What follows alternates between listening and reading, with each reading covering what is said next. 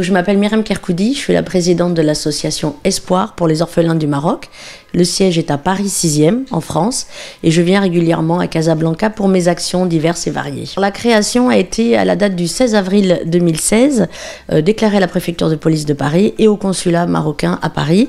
Et elle a été déclarée par moi-même et fondée par moi-même, et on est un petit groupe de bénévoles à Paris, toutes marocaines, sauf moi. Mais voilà, et nous travaillons tous ensemble pour le bien des orphelins ici à Casablanca et plusieurs villes. Nous avons Oujda, Marrakech, Bouarfa, Agadir, et pour finir, nous avons, je crois que je l'ai déjà dit, Oujda. Voilà, nous avons 5 villes en tout, et Meknes, on vient de prendre Meknes. Tout est venu, tout a démarré parce que je suis je suis pas du tout marocaine, mais voilà, dans le cœur, je suis franco-marocaine, voilà. Donc mon ex-mari est marocain, je connais le Maroc depuis plus de 25 ans, donc je viens au Maroc fréquemment et j'ai pu constater qu'il y avait pas du tout comme en France, la CAF, des aides, des subventions pour aider ces femmes, et j'ai voulu voilà aider une famille d'abord, et de fil en aiguille, j'ai créé l'association pour aider plusieurs familles. C'est ce qui se passe aujourd'hui. Au Maroc, nous avons fait, moi je parle pour Casablanca parce que les autres actions sont faites par mes bénévoles. À Casa, nous avons déjà depuis plus de 6 ans distribué des paniers de Ramadan pendant la période de Ramadan à plus de 65 familles. Nous avons apporté le mouton pour l'Eid à plusieurs familles. Nous avons fêté aussi la Shoura avec les enfants qui sont à la Medina Qadima de Casablanca. Nous avons opéré plusieurs enfants, que ce soit atteintes de surdité ou que ce soit voilà, pour payer des IRM, pour subvenir aux besoins. Parce qu'à savoir que les mamans ont les cataramides, comme vous savez, mais ça couvre pas tout. Quand il y a un IRM ou des choses comme ça, soit l'attente est trop longue, soit c'est vraiment très très cher. Donc nous avons un partenariat avec des médecins et nous arrivons à leur faire des rendez-vous rapidement et à titre gratuit. Malheureusement pas encore, l'association a démarré il y a que 6 ans, donc j'avance doucement mais sûrement.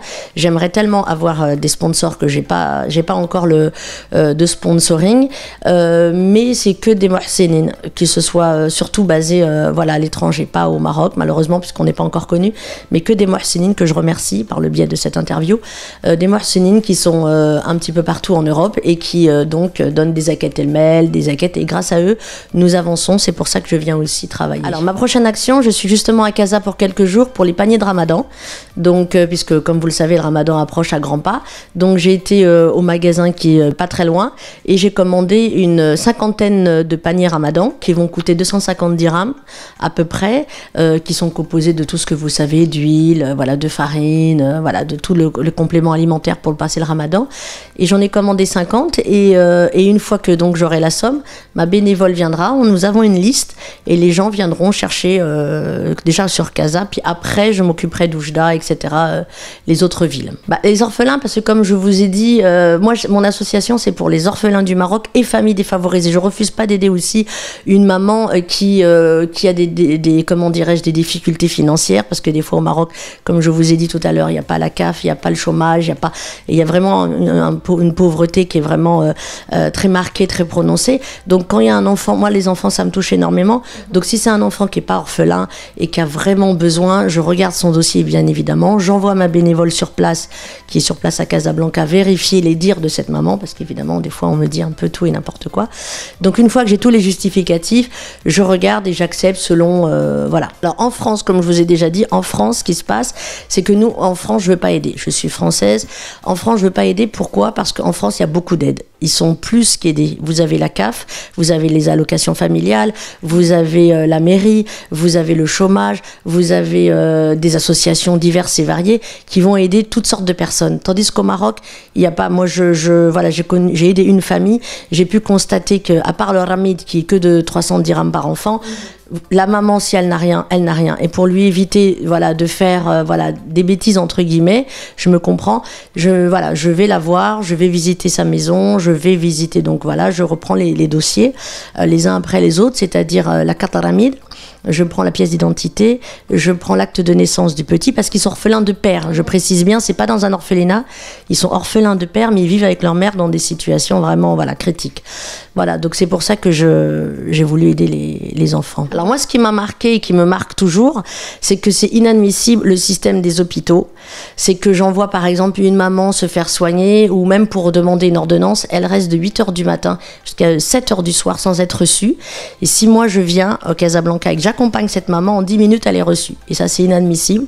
Donc, il manque de respect vis-à-vis des mamans, voilà, qui ont justement, si elles sont là, si elles ont la cataramide, c'est qu'elles ont le droit. Par exemple, un exemple que je me permets de vous dire hier, il y a une petite fille qu'on a opérée à Oujda. Elle s'est fait opérer au CHU de Oujda, de la jambe, la dernière opération pour qu'elle puisse, voilà, bien marcher correctement. Et on nous a appelé, donc l'association à Paris, pour qu'on lui achète les médicaments. Donc j'ai appelé son médecin, j'ai dit le chirurgien, je lui ai dit mais attendez, elle est opérée, pourquoi que c'est à nous on demande les médicaments? Et ça, elle est à l'hôpital. Eh ben, il n'y avait pas d'hôpital, il n'y avait pas de médicaments à lui administrer. C'était à maman l'association de lui payer les médicaments. Elle hurlait de douleur, la gamine. Ça, voilà, ça me met hors de moi. À différents buts, parce que, justement, moi, je les encourage à faire une association. Je vous dis pas que c'est tout repos, parce que c'est vraiment, voilà, très, très fatigant. Je viens au Maroc, j'ai pas le temps d'aller bronzer à la plage, je vous rassure. Mais il y a beaucoup de choses à faire au Maroc. Il y a le Dara Ajaza, par exemple, où on a été faire une petite sadaqa, mais personnelle, avec mes bénévoles. Vous pouvez aider aussi les enfants pour les structures d'école, pour leur donner des cours de français, des choses comme ça. Moi, j'ai choisi les orphelins parce que ça me tient à cœur. Mais voilà, il y a plein de choses à faire au Maroc si on veut aider, aider son prochain.